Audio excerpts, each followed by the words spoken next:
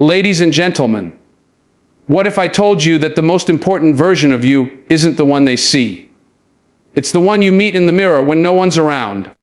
It's easy to impress the world. Anyone can post a highlight reel, wear confidence like a costume, and say the right words when the spotlight's on. But what happens when the room is empty? When there are no followers, no applause, no expectations? That's where your real self shows up. That's where your character either stands tall or disappears. How you treat yourself in those quiet moments, how you talk to yourself, how you dress, how you carry yourself, reveals far more than any speech or social performance ever could. Because in solitude, there's no one left to pretend for. The standard you hold yourself to in private is the truth you live by, not the mask you wear. In this message, we'll explore what your private rituals say about your self-worth, why dressing well even when you're alone is deeper than style. It's about respect, and how your solitude is either shaping you or silently stealing from you. Because if you want to become someone powerful in public, you must first learn to honor yourself in secret. Would you like the full message built out from this? Or perhaps a version in Spanish too?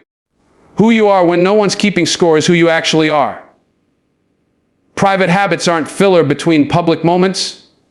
They are the quiet architects of your future identity. Every unseen choice, how you speak to yourself, what you consume, whether you keep promises you made when you were motivated, casts a vote for the kind of person you are becoming. Psychologists call it self-signaling. You are constantly telling yourself who you are by what you repeatedly do. If your routines in solitude are sloppy, indulgent, and inconsistent, don't be surprised when your public life feels fractured. You rehearse that fracture in secret. Think about the gap between intention and action. Publicly, we intend to be disciplined, excellent, grounded. Privately, we negotiate. I'll do it tomorrow. It doesn't matter. No one will know. But your nervous system, your conscience, your future self will know. Integrity is not built by the big vow. It's built by the small, boring, daily, un-Instagrammable choices that align with that vow. When you choose order over chaos in your room, clarity over noise in your mind, and excellence over apathy in your appearance, even if you never leave the house, you are disciplining your identity to match your ideals. Philosophically, this is virtue ethics in real time. You become what you practice. You don't become courageous by posting about courage. You become courageous by facing fear when no one applauds. You don't become honorable by demanding respect. You become honorable by treating yourself and your time with respect before anyone else does. Private habits are the liturgy of your character. They are how you worship what you truly value. There's also a brutal honesty to solitude. When the audience is gone, the act dies too. If you only perform discipline when people are watching, that's not discipline, that's image management.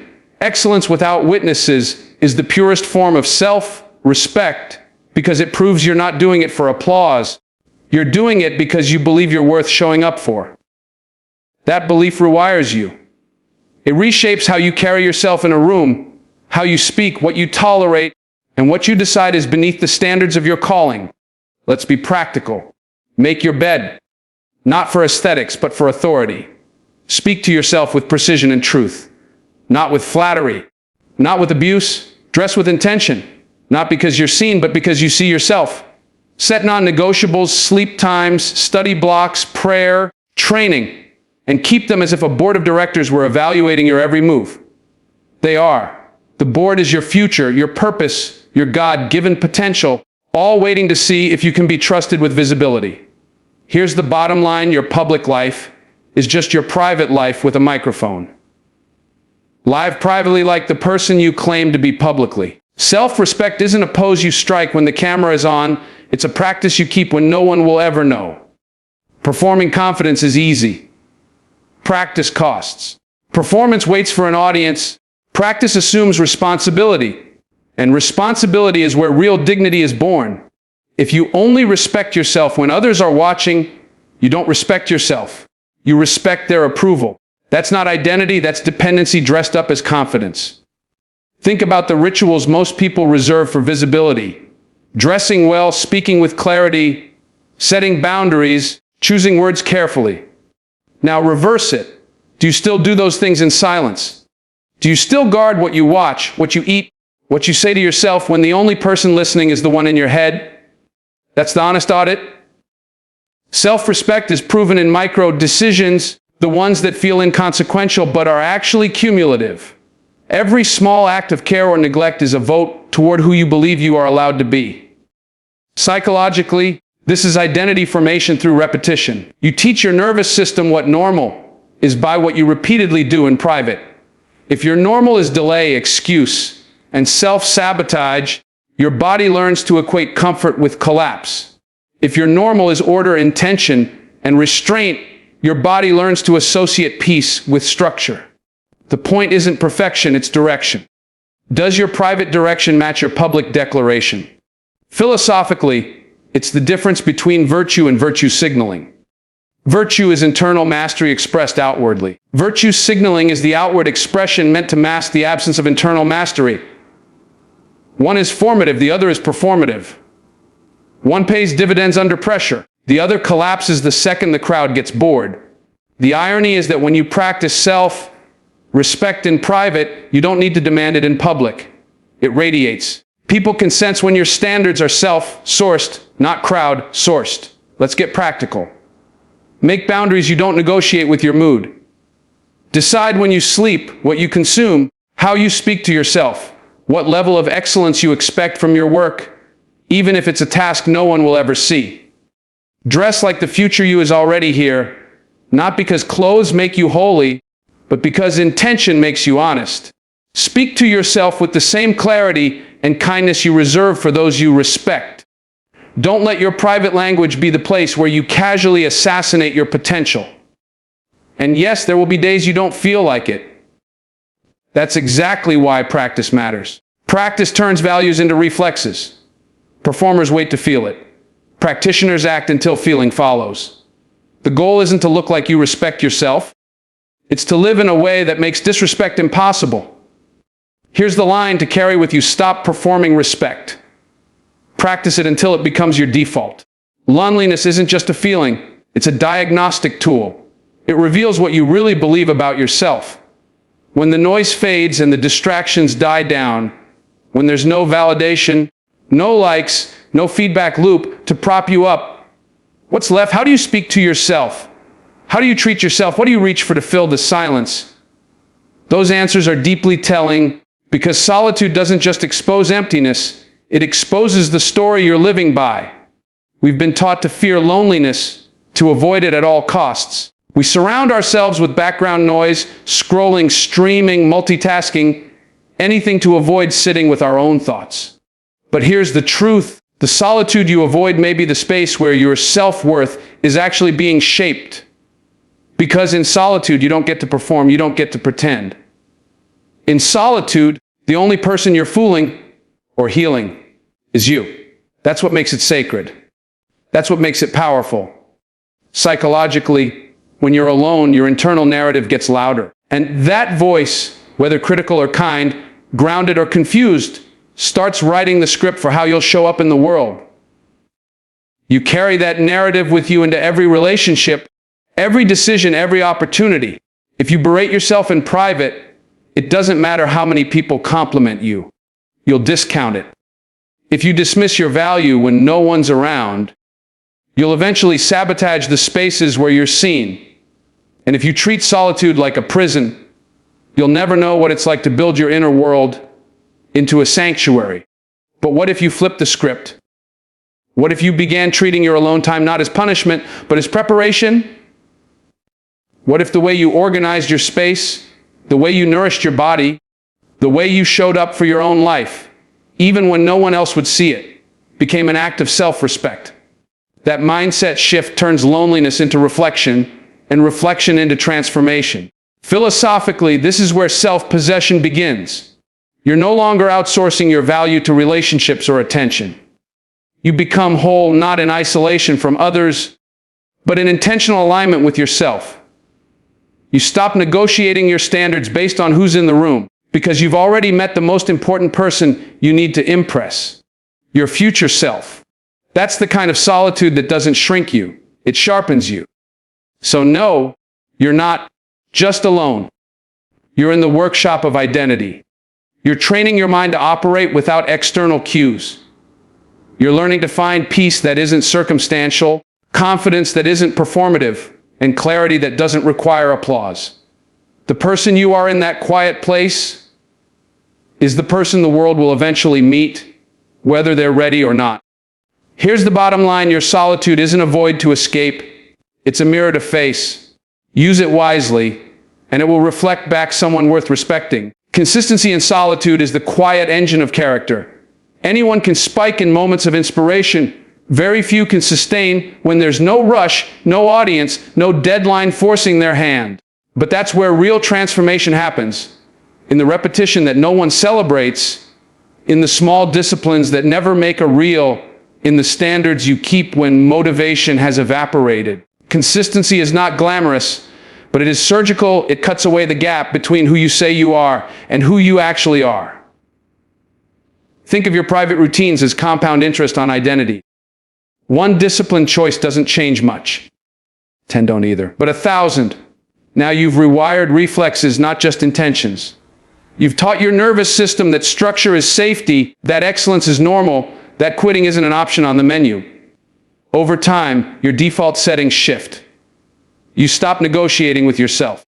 You stop waiting to feel like it. You execute because execution is part of who you are. Psychologically, this is where resilience is forged. Consistency inoculates you against chaos because you're no longer dependent on ideal conditions to perform. You learn to move with purpose in imperfect environments. Your rituals become anchors. Prayer, study, training, planning, rest. They don't just organize your time, they organize your mind. And when pressure comes, as it always does, you don't scramble to become disciplined. You simply remain who you've been practicing to be. Philosophically, this is the heart of virtue ethics. You are what you repeatedly do. Character isn't a lightning strike, it's a brick-by-brick construction project. The modern world loves epiphanies, ancient wisdom loves habits. Epiphanies excite you, habits remake you. And the person who learns to love the ordinary grind of keeping promises to themselves, even when no one's keeping score, becomes unshakable when visibility finally arrives. Let's be very practical. Set rhythms you can't talk yourself out of. Awake, uptime, a study block, a training window, a reading plan, a prayer routine. Track them, guard them. Refuse to let emotion negotiate against them. When you fail, and you will, restart quickly without drama. Consistency isn't the absence of failure. It's the refusal to let failure become your new pattern. That's how you protect momentum. That's how you protect identity. And remember, consistency is not legalism. It's loyalty to your future, to your calling, to the person you know you're meant to become. You're not trying to impress people.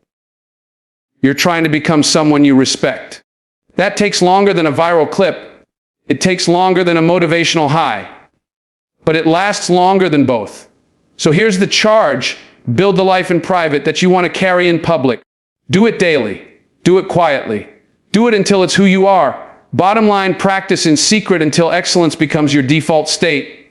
Here's a powerful conclusion full of clear, actionable advice that flows naturally from the message and ties all 4 key points together in a motivating, grounded, and reflective tone.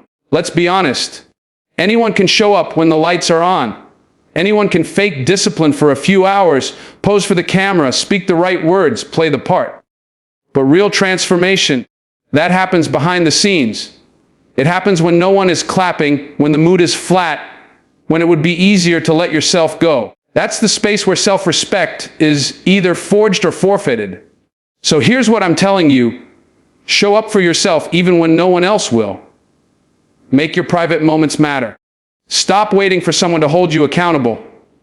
Become the kind of person who holds themselves accountable, because your future is worth that kind of discipline. If you say you value excellence, then let that be true in your bedroom, in your habits, in your speech, in the way you prepare your meals and organize your day. Not just on your RA Summit or your Instagram bio. Dress well even when you're alone, not for vanity, but for victory. Because every time you present yourself with intention, you're declaring, I am someone who matters. Speak to yourself with the same clarity you'd offer to a friend you admire. Stop excusing lazy routines as harmless, because they're not. They're not neutral. They're seeds. And what you sow in secret, you will harvest in public. Build a routine that outlives your emotions. You will not always be motivated, but you can always be committed. That's the difference between amateurs and professionals, between those who dream and those who do. Set non-negotiables in your day: time to move, time to think, time to pray, time to rest. Hold those sacred. And when you fail, and you will, don't spiral. Restart, refocus. Don't let one bad day become a new pattern. You are always one decision away from being back in alignment. Treat solitude as your training ground, not your punishment. In the quiet, your character is either built or broken. Ask yourself, who are you when no one is watching? Because that version of you is the one that shows up in moments of pressure, crisis, or opportunity. If you've trained well, you'll rise. If you've drifted, you'll crack. And either way, the results won't lie. So protect your soul like it's the most valuable thing you own. Because it is. Protect your time. Guard your focus.